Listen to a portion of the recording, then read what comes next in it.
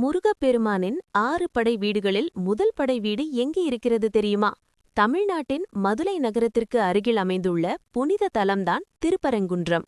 இந்த கோவில் ஒரு சிறப்பு வாய்ந்த குகை கோவில். மலையின் உள்ளே செதுக்கப்பட்ட இந்த தலத்தில் முருகப்பெருமான் தேவயானையுடன் அருள்பாலிக்கிறார்.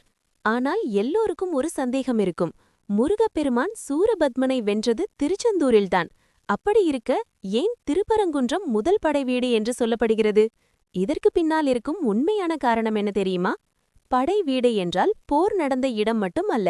முருகப்பெருமான் தங்கியிருந்து அருள் வழங்கும் முக்கிய தலங்கள் என்ற பொருளில் 6 படை வீடு என்று அழைக்கப்படுகிறது. அப்படி இருக்க, போரில் வெற்றி பெற்ற பிறகு தேவர்களின் அரசனான இந்திரன் தனது மகள் தேவயானையை முருகப்பெருமானுக்கு திருமணம் செய்து வைத்த இடம்தான் திருப்பரங்குன்றம். அந்த தெய்வீக திருமணம் நடைபெற்ற தலம்தான் திருப்பரங்குன்றம் முருகன் கோவில். இந்த திருமணம் நடந்தது ஒரு மிகப்பெரிய தெய்வீக நிகழ்வாக கருதப்படுகிறது.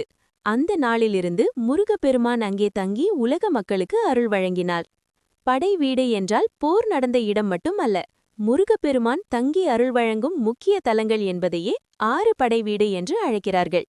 அதனால்தான் மரபு மற்றும் புராண வரிசையில் திருப்பரங்குன்றம் முதல் படை வீடு என்று போற்றப்படுகிறது.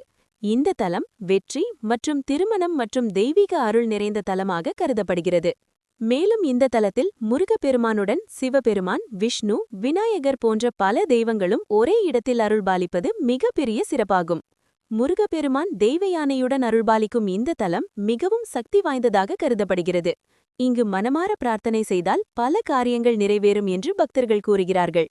திருப்பரங்குன்றம் முருகனை வழிபட்டால் திருமணத் தடை நீங்கும், நல்ல வாழ்க்கை துணை கிடைக்கும், வேலை மற்றும் தொழிலில் முன்னேற்றம் ஏற்படும், கடன் சுமை குறையும், குடும்பத்தில் அமைதி மற்றும் மகிழ்ச்சி நிலைக்கும், மனதில் நிலைத்த காரியங்கள் வெற்றியடையும்.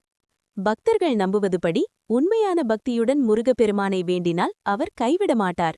அதனால்தான் ஆயிரக்கணக்கான பக்தர்கள் தினமும் இந்த தலத்திற்கு வந்து தரிசனம் செய்கிறார்கள். முருகப்பெருமானின் அருள் உங்கள் வாழ்க்கையிலும் கிடைக்க ஓம் சரவண பவா என்று கமெண்ட் செய்யுங்கள். இந்த தகவலை மற்ற முருக பக்தர்களுக்கும் பகிர மறக்காதீர்கள்.